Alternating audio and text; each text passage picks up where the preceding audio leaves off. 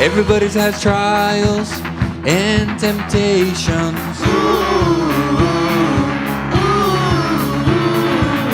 Everybody knows heartbreak, isolation. But we can lay our burdens down. Lay our burdens. Here we go. What a friend. What a friend we have in Jesus. East to west, my sins are gone. I see grace on every horizon, and forever and ever His heart is my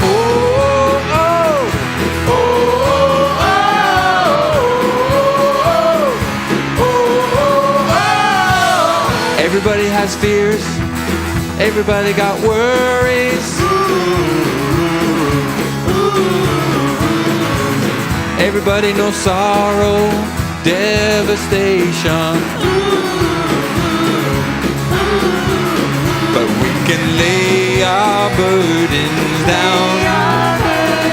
Lay our burdens down. What a friend we have in Jesus. East to west, my sins are gone.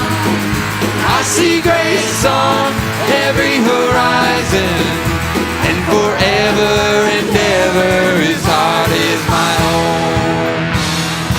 No more betrayal, for He is faithful. He fills me up and my cup runneth over.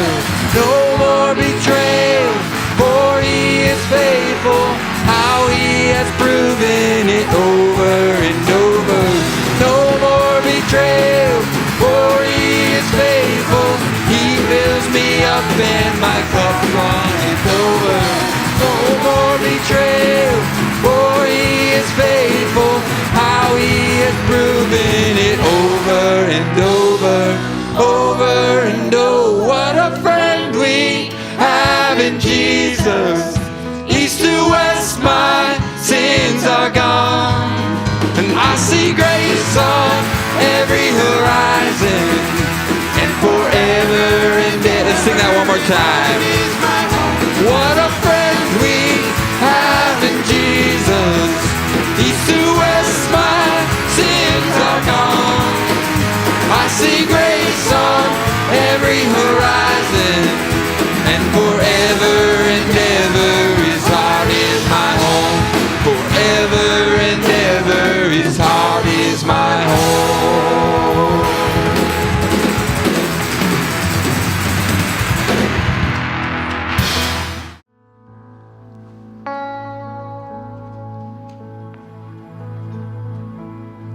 What are some of the things that you pour your time and energy and resources into? Just really quick. Work. work. Just click it. What else? Family, yeah. What else?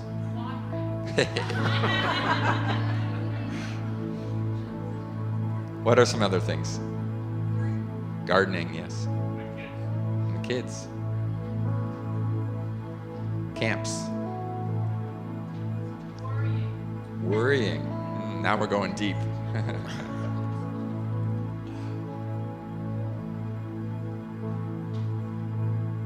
All these things are temporary that we just listed. For one thing only lasts forever. And what is that? A life with Jesus. For God so loved the world that He gave His only Son, that for whoever would believe in Him would not end, would not perish, but would have everlasting life.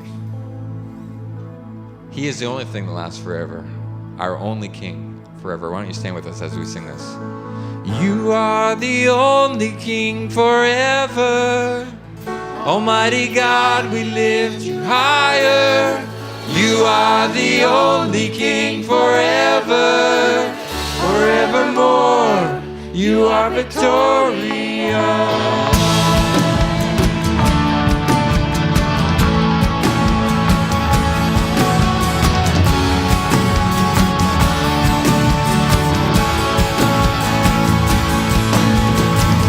Our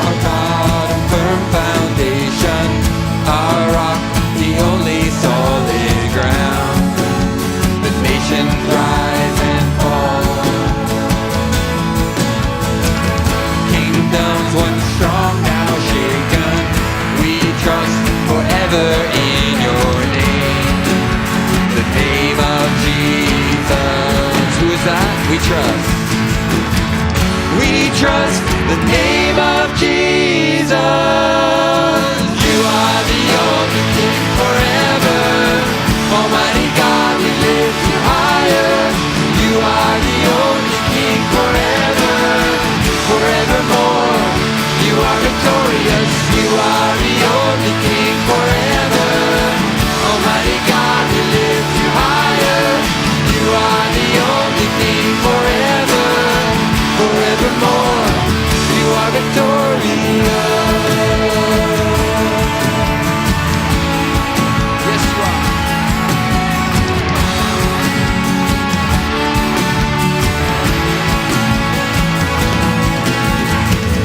Unmatched in all your wisdom, in love and justice you will reign, and every knee will bow. We bring our expectations, our hope is anchored in your name, the name of Jesus. We trust the name of Jesus. You are the only King forever. Almighty God, we lift you higher. You are the only King forever, forevermore. Sing it again. You are victorious. You are the only King forever. Almighty God, we lift you higher. You are the only King forever, forevermore. You are victorious.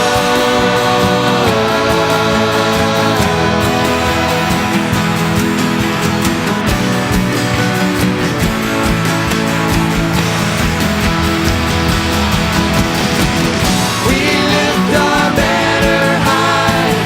We lift the name of Jesus. From age to age you reign. Your kingdom has no end. We lift our banner high. We lift the name of Jesus. From age to age you reign. Your kingdom has no end. You are the only King forever. Almighty God, we lift you higher. You are the only King forever, forevermore. You are victorious. You are the only King forever. Almighty God, we lift you higher. You are the only King forever, forevermore. You are victorious. Yes, you are God.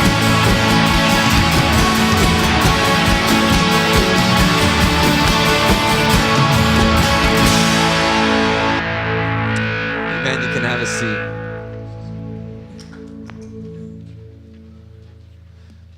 For some reason, I was singing that song, and the hymn came to mind. Oh, victory in Jesus. Does anybody know the lyrics to that? Somebody say that. Oh, victory. And Oh, victory in Jesus, my Savior forever. He sought me and bought me with his redeeming blood. I Loved me ere I knew him, and all my love is due him. Yeah.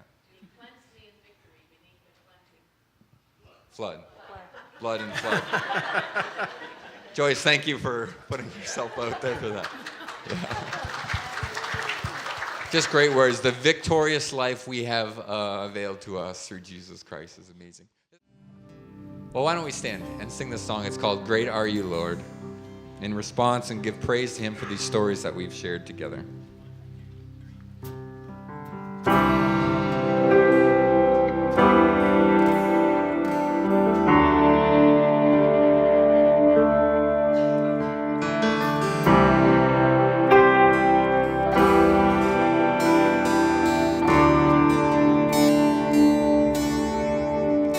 You give life, you are love, you bring light to the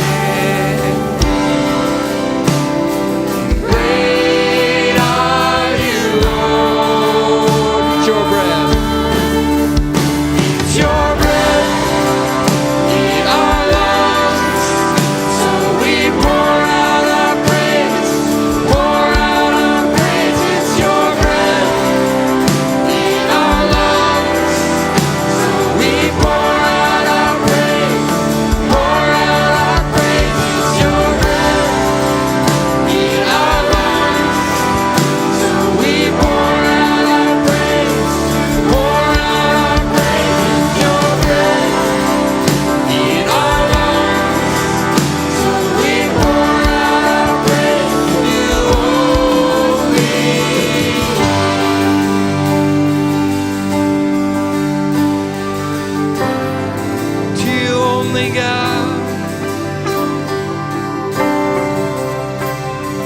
Great are you, Lord.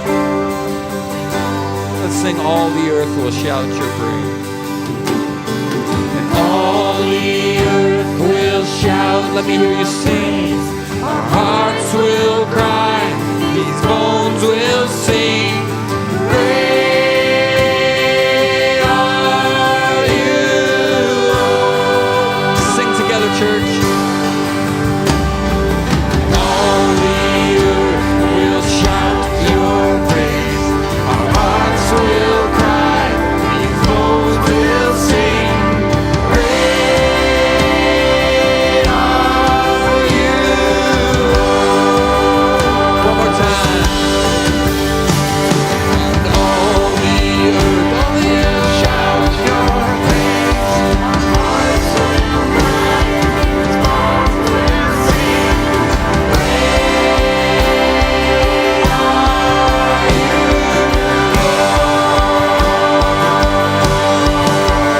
It's your breath in our lungs, so we pour out our praise.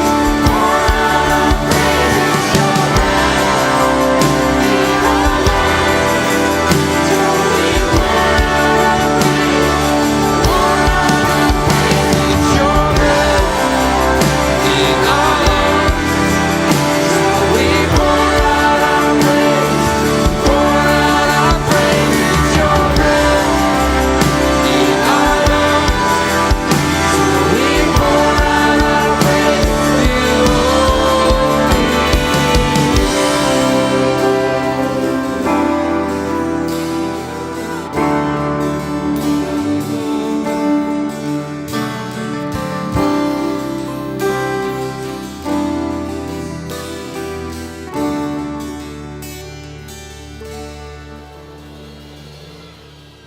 He is great, amen. Amen. We're going to take up the offering during this time. The ushers can prepare to take up the offering.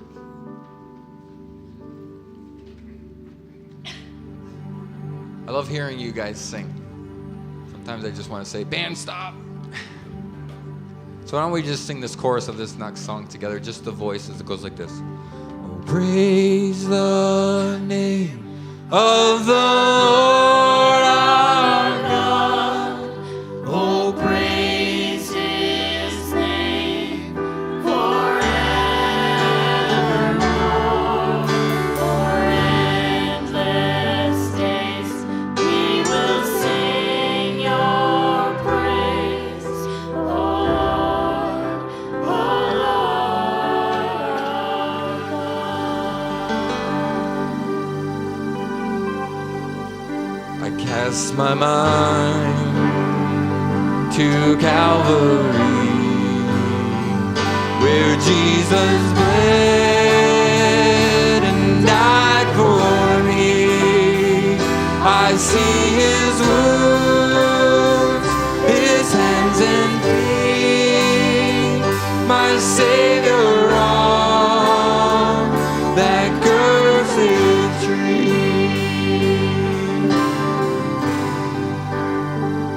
His body bound and drenched in tears, they laid Him down in Joseph's tomb.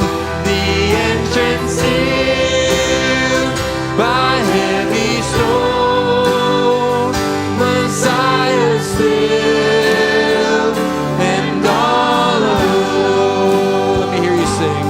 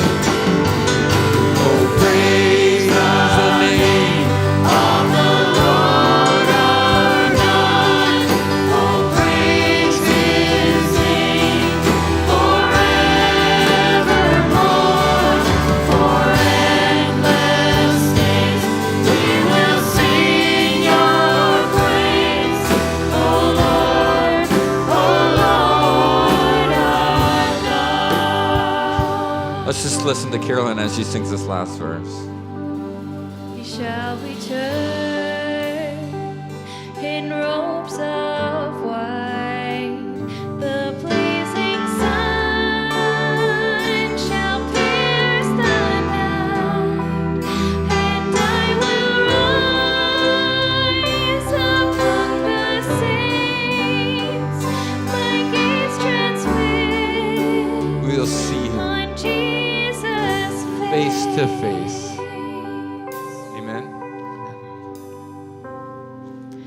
Oh, praise the name of the Lord our God. Oh, praise his name forevermore.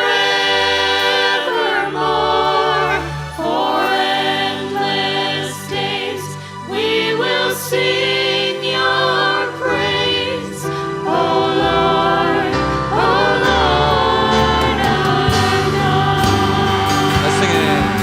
Oh, praise the name Of the Lord our God. Oh, praise his name forevermore. For endless days we will sing your praise. Oh Lord, our God. Oh Lord, our God. Oh Lord,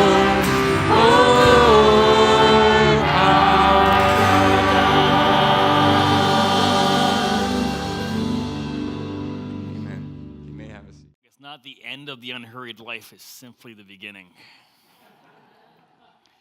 And so we're going to have the last sermon in the series. I just want to tell a kind of neat story that happened with one of our denominational churches in Hamilton, Eucharist Church. They just got a new building, which is not the neat part, even though that is neat. But one of these graffiti artists came along, and they have brown brick building, and they just tagged the building with their name. I don't remember the name of the person, but let's just say it was Bob. It was Bob, all the way down the bricks. So they said, how do we respond as a church to this in a way that's reflective of the kingdom? So one of their creative girls got some chalk, and she wrote, "The Lord is Bob's shepherd. Bob shall not want. He maketh Bob lie down in green pastures." Isn't that cool? Isn't that a neat response to vandalism? I just thought it was so cool. Thank you. So today we're wrapping up our series called The Unhurried Life. And over the past 5 weeks, we've looked at how we can engage in some practices so that hurry doesn't root itself in our hearts. I liked how Joyce was able to explain how it's not that she's doing less, but she's not as hurried in her doing. Because hurry is not simply something that's on the outside of us, it's something on the inside of us. And so how do we live the unhurried life? It's not that we're lazy and unproductive, but it's a life which our inner world can be at peace and rest, unhurried, in a world that is often frenzied and overworking. So today, I want to look at a story that's found in the Gospel of Luke. It's probably pretty familiar to many of you, but my hope is that I might bring out some details and subtleties that might make it speak to you in a new way this morning. And I'm going to start by reading the story, and then we'll see what we can draw. It's found in Luke chapter 10, verses 38 to 42. For those of you who like to pick up a Bible and read it, you can do that. And it's a story that's only found in Luke's gospel. The other gospels don't have it, but this is one that Luke wanted to include in his. As Jesus and his disciples were on their way, he came to a village where a woman named Martha opened her home to him. She had a sister called Mary, who sat at the Lord's feet listening to what he said. But Martha was distracted by all the preparations that had to be made. She came to him and asked, "Lord, don't you care that my sister has left me to do the work by myself? Tell her to help me." "Martha, Martha," the Lord said. It kind of, just an aside, whenever I read that, I always think of the Brady Bunch. "Martha, Martha, Martha." Anyways, "Martha, Martha," the Lord answered. "You are worried and upset about many things, but few things are needed. or indeed one. Mary has chosen what is better, and it will not be taken from her. Now, allow me to begin by making this sidebar comment. The language that Luke uses to describe Mary sitting at the feet of the Lord, listening to his teaching, this is disciple language. Luke is clearly saying Mary was acting like a disciple of Jesus because she was a disciple of Jesus. Some people say, oh, Jesus only picked males. Not so. Mary was a disciple of Jesus. In Acts 22, verse 3, where Paul is defending himself before the Jews, he says, I am a Jew born of Tarsus in Cilicia,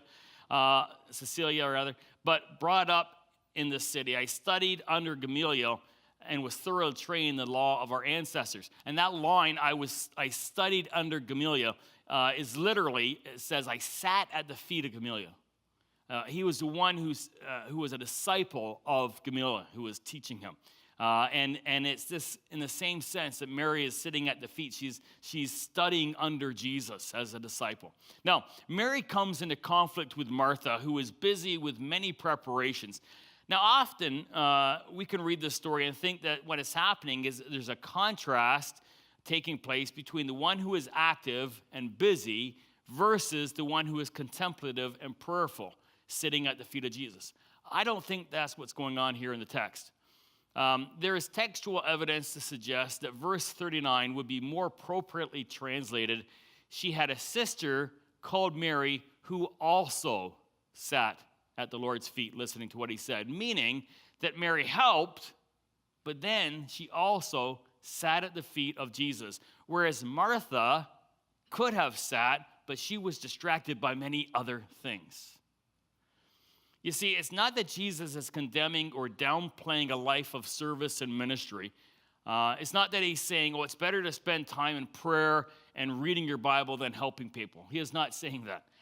Luke has just finished telling the story of the Good Samaritan, which commends the one who helps the ministers. And actually, what's interesting about Luke, if you read his gospel, he'll often tell triplets of stories. And we often read them as individual stories. But he's put them together because he's making a bigger point. He's doing a three-way comparison. So he talks about the lost coin, he talks about the lost sheep, and then he talks about the lost son. And he puts these triplets together, and he's telling something of those triplets. And there's three stories, and you'll have to go back and look because I can't remember them all. But I know that the middle one was the Good Samaritan. And in the Good Samaritan, the one who's commended is not the one who's sitting around praying. It's the one who gets involved in acts, who's busy. So it's not that Luke is trying to say, oh, we should always be in prayer and never be busy. The commendation of Mary is that she recognized that ministry activity has a rhythm, a time to act and be still before Jesus, a time to serve and a time to rest. There's this rhythm in ministry. Seminaries call this rhythm action reflection. The idea is that we take time to reflect on what we're doing and why we're doing it, rather than just blindly continuing to do something and never asking the question of it, like, is it pleasing to God? Is it still bearing fruit? Can it be sustained? Has it run its course? Can it be done better? And we do this as a church. We take time to ask these questions. So this last little while, we've asked the questions, has the fall fair run its course? And here's the reality. We're seeing donations drop. We're seeing volunteer enthusiasm waning. When we first started, we were the only church in this area to do this kind of thing. Not so anymore. And so the fall fair is met. We've consulted with the board. And we feel it's time to move on from the fall fair. So this will be our last fall fair. This is not a time to kind of say, oh, you know, we've lost info. We're going to do something else. We don't know what that else might be, where God might lead us. But it's hard to take hold of something until you've let go of something. So we're letting go of the fall fair. So here's what I want to encourage you. This will be our last fair. How do we want to end it?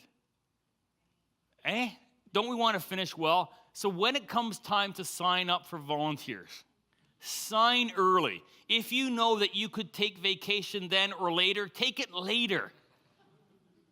Let's make this last fair a way of saying to our neighbors, we still care, we still love, and let's do it well. That's my encouragement to you.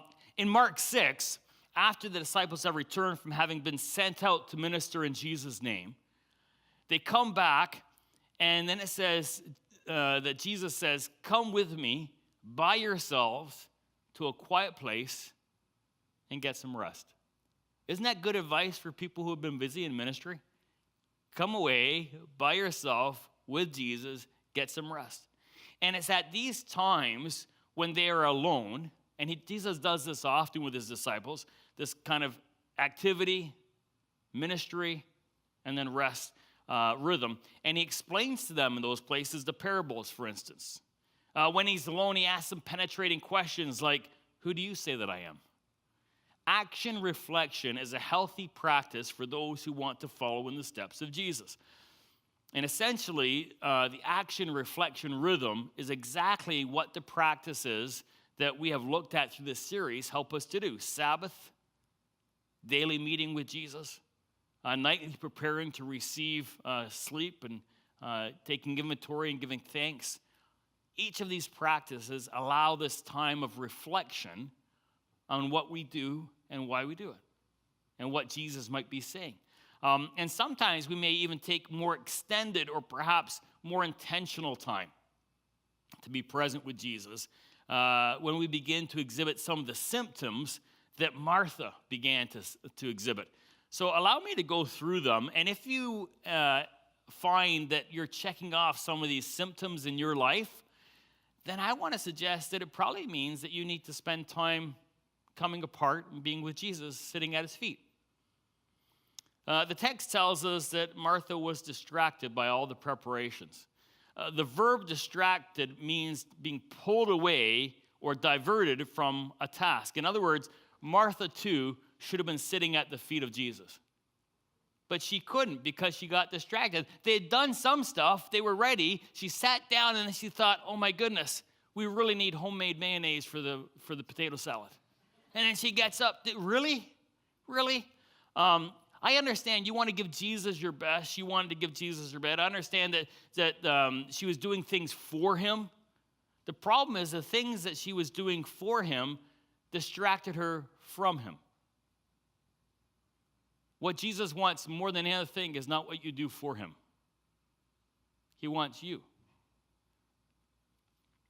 We're told that Jesus was on his way to Jerusalem. This is where he was going to die. This would have been one of the last precious moments with Jesus, and Martha was distracted.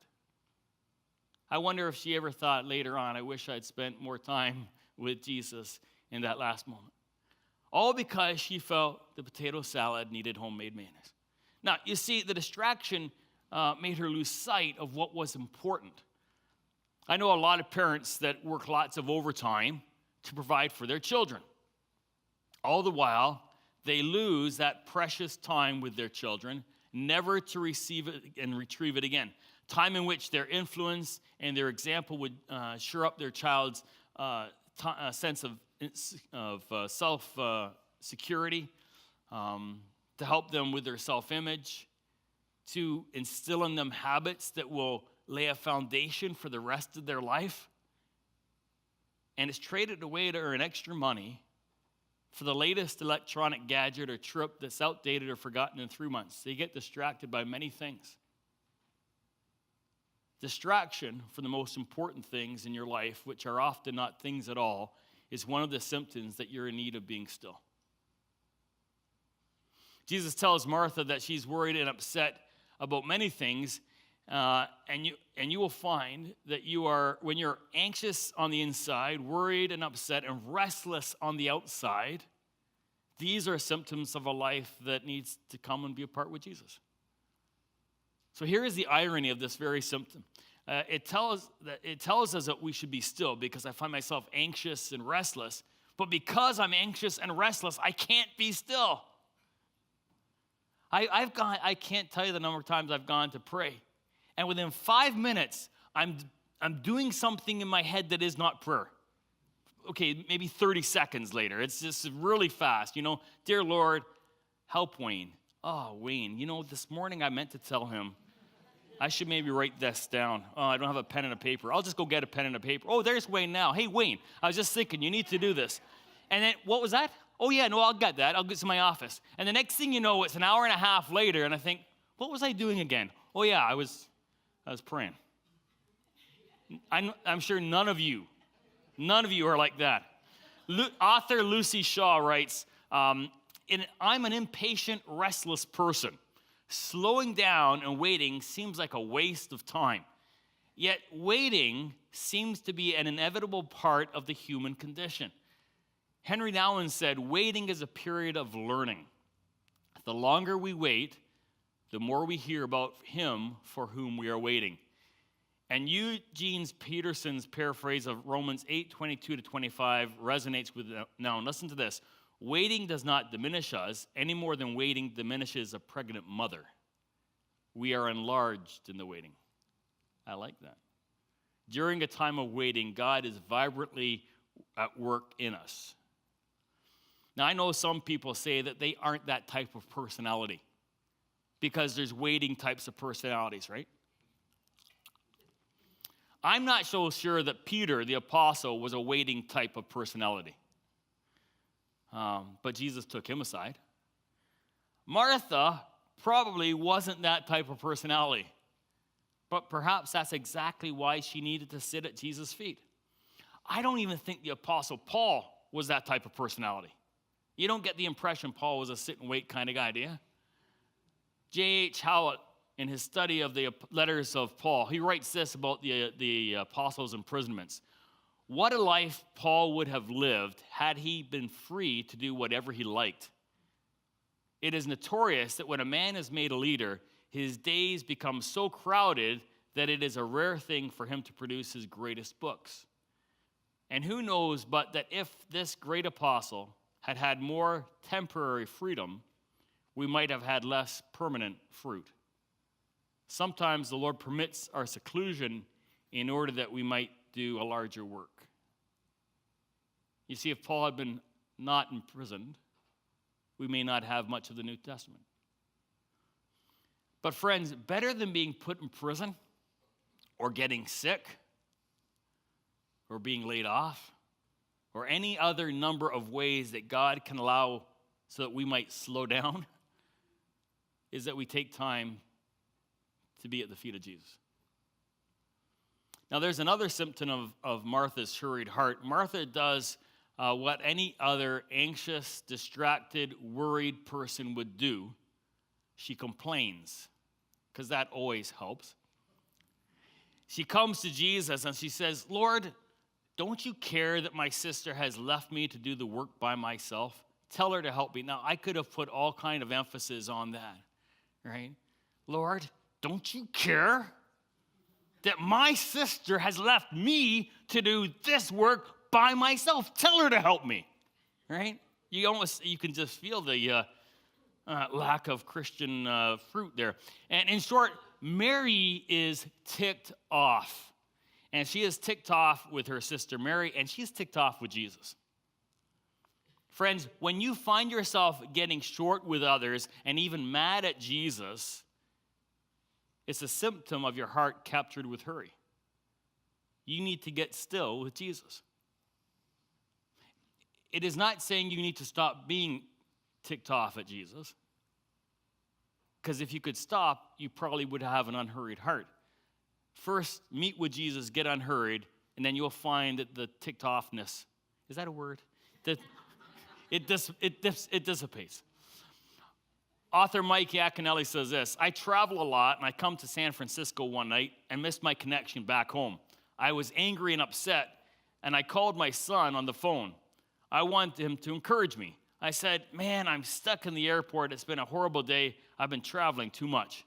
My son said, I love this. You know, Dad, if you didn't travel so much, you wouldn't have things like this happen. Well, I didn't appreciate that, he says. I was ticked off. I said, let me talk to your son, my 2-year-old grandson. Well, I forget that when you're 2, you can't talk, and when you're 60, you can't hear. This is not a good combination. He's mumbling on the phone. I'm hoping this is going to make me feel better. It's making me feel worse. Finally, I've had it. I hear the phone drop onto the floor. Now I hear the kids playing. I'm stuck in the airport. I had this miserable experience. I'm furious and angry, and then all of a sudden I hear crystal clear over the phone, I love you, Grandpa. You know what? All my anxiety, everything went out the window. There are people who are so busy, they're at their wits' end. If only they would stop for a minute, they could hear the God of the universe whisper to them, I love you. Friends, here is the unhurried life. It's distracted from what's most important. It's anxious on the inside and restless on the outside. A life that is critical and complaining and angry with others and with God. But wouldn't this mean then that perhaps and most likely the unhurried life would be the opposite of that?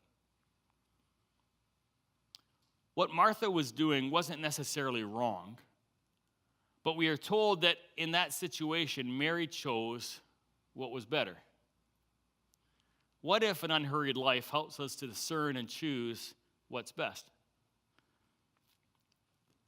That we're then free from the compulsive head turning by every distraction by something good because we've already discerned what's best. What if the unhurried life trained our hearts to be less anxious on the inside and at rest on the outside? Content with where we were and what we were doing and not having to chase from thing to thing. Can you imagine being engaged in something and not second guessing if you should be doing something else? What if instead of being critical with people and angry with God, we might take on more of the disposition that Mary had? I want you to notice one of the things about this encounter with Martha accusing Mary in front of Jesus. Notice what Mary says. She doesn't say anything. She doesn't defend herself or apologize. She's silent. She is talked about, but she's never talked to, and yet she doesn't feel the need to defend herself. Can you imagine being like that? Accused and slandered and criticized and not feeling compelled to have to respond. But such is the attitude of the one whose inner world is unhurried. Like Jesus remaining calm and quiet as angry, shouting, frothing men slandered and accused him, pointing at him and mocking him, insulted him, baited him, and yet he remained silent, says the scriptures. What if that kind of calm reigned in us so that type of calm response might come from us? But that's not all. What if the unhurried life, we learn that what is most important in our day is not what we do for Jesus, as much as acting in his name is important, but the most important thing in our day is what Jesus is doing for us. What if what he calls you to do is not so much about getting that thing done, but the thing being done in us when we do it? The thing that Jesus is trying to teach us through that activity, how he's trying to shape us by it. And perhaps if we took time to reflect more on our activity of obedience, we might learn more of those lessons that he's teaching us. What if the unhurried life, we learn that the activity that we're involved in, even if it's ministry, is secondary to intimacy with Jesus? And that the better thing is not ministry at the expense of intimacy, which leads to frustration, nor is it intimacy instead of ministry, which leads to apathy, but rather it's this rhythm of intimacy and ministry which results in greater fulfillment. So let me come back, this is just coming to my thoughts, to the fall fair a second. Oftentimes, this is how I experienced the fall fair as a pastor. We try and get people to sign up. People say they're going to, but no one does in time. And then it causes the team to become anxious when we have volunteers. Suddenly, at the 10th hour, people volunteer, which is good. We have all these volunteers on the day of. And then afterwards, I hear all the stories of how those people we served were so ungrateful and so rude and so demanding. And they're complaining because they're so busy. And I wonder, maybe Jesus is teaching you something out of that service. Maybe it's not about you serving those ungrateful, complaining people. Maybe it's you're complaining now that he's trying to teach you something about how you serve.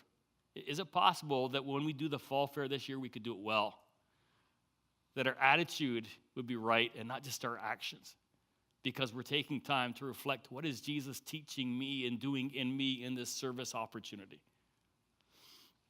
What if the unhurried life, we learn that the eternal change brought by God's work in our life is of greater value than the temporal change of our work that we do now?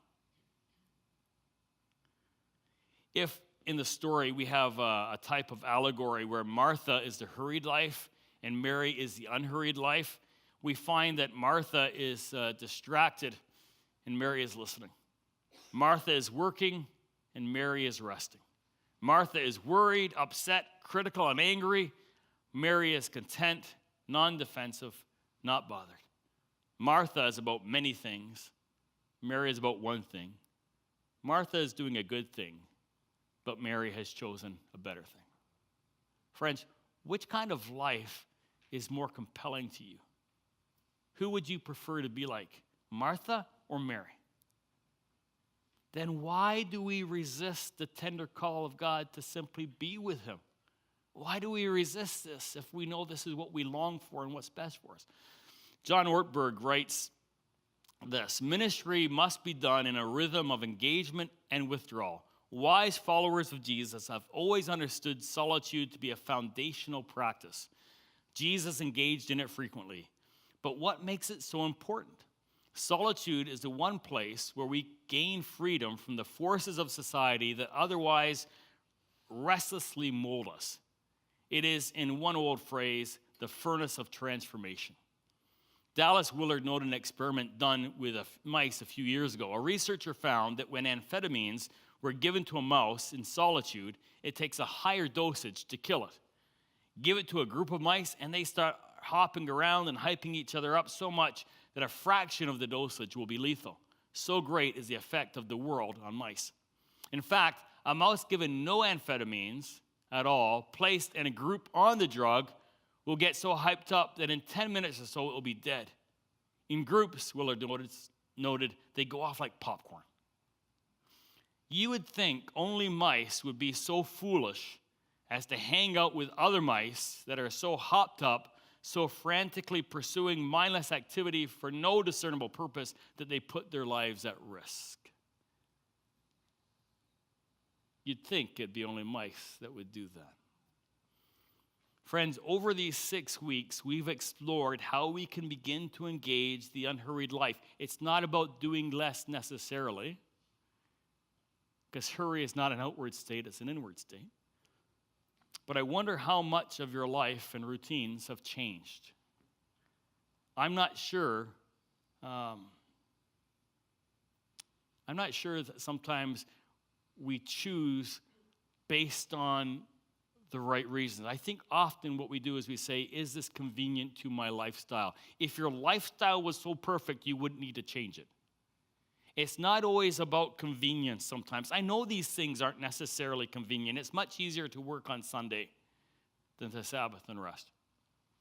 Law professor and technology expert Tim Liu claims that there is an underestimated force that drives our daily lives: convenience. We want nearly everything about our lives to be convenient, efficient, easy. Wu calls convenience the most powerful force shaping our individual lives and our economies. He writes this: as Evan Williams, a co-founder of Twitter, recently put it, convenience decides everything. Convenience seems to make our decisions for us, trumping what we like to imagine our true preferences. So trumping what we like to imagine are our true preferences. I prefer to brew my coffee, but Starbucks is instant, so convenient that I hardly do what I prefer, in other words. Easy is better, easier is best.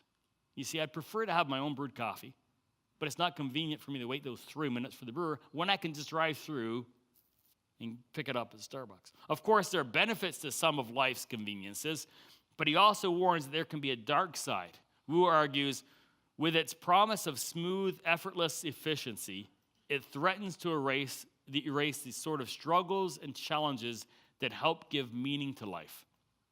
Created to free us, it can become a constraint on what we are willing to do, and thus, in a subtle way, it can enslave us. When we let convenience decide everything, we surrender too much. Friends, putting into practice these practices of the unhurried life may not be convenient.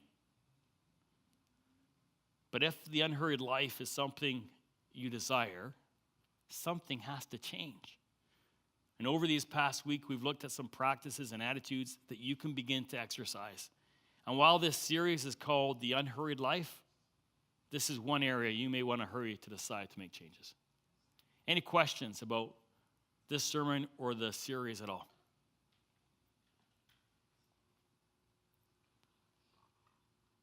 Was I making sense at the end there? Are you thinking or just practicing sleep that I preached on the other day? Yes. Yes, I think so a couple weeks ago we talked about how many people find their value and significance from what they do, and I think there are lots of people who still believe that. But your significance and worth is a part of your humanity. You're made in the image of God. Your worth is not based on what you do. So we work from security, not for security. From worth, not for worth. Yeah, good. Let me pray. Father, speak to each of us about what we need to do in response to this sermon. For some, it may be that you just want to say, well done, press on, keep going, you're doing well. And for others, it might be some point in our life that you really want to talk to us about.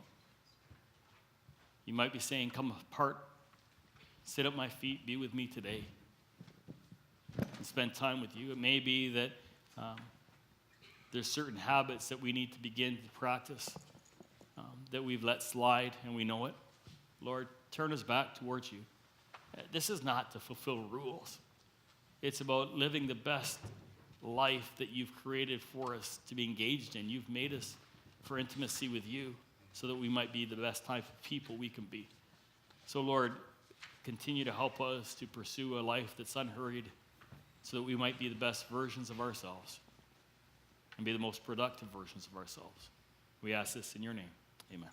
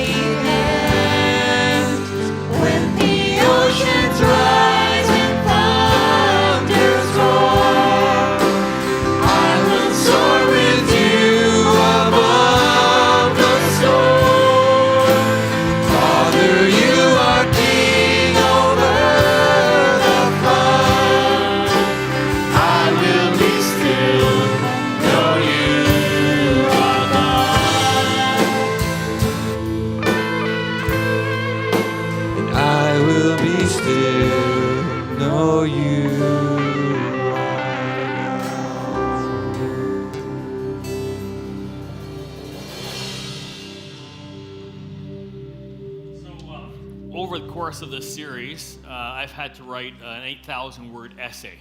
I don't know if you know how big an 8,000-word essay is. It's big. It's big.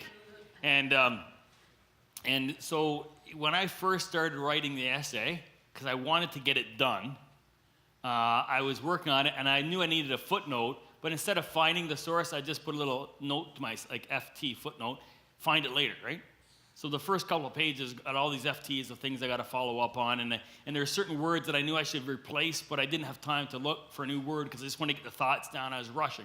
And then over the course of the series, I realized, maybe I should take my time more. And so I began to take my time when I had the footnote to find the source, to put it in properly at the time, and when I needed a new word, to think it through a little more carefully, and often restructure my sentences then.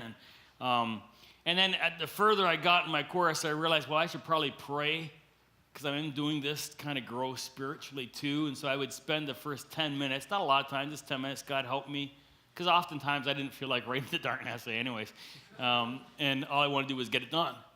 And so I would pray, God help me to have the right attitude doing my essay. What I found is, and then it's like, it was due on the 27th, which is Friday, but I have someone edit my papers because profs like that, apparently.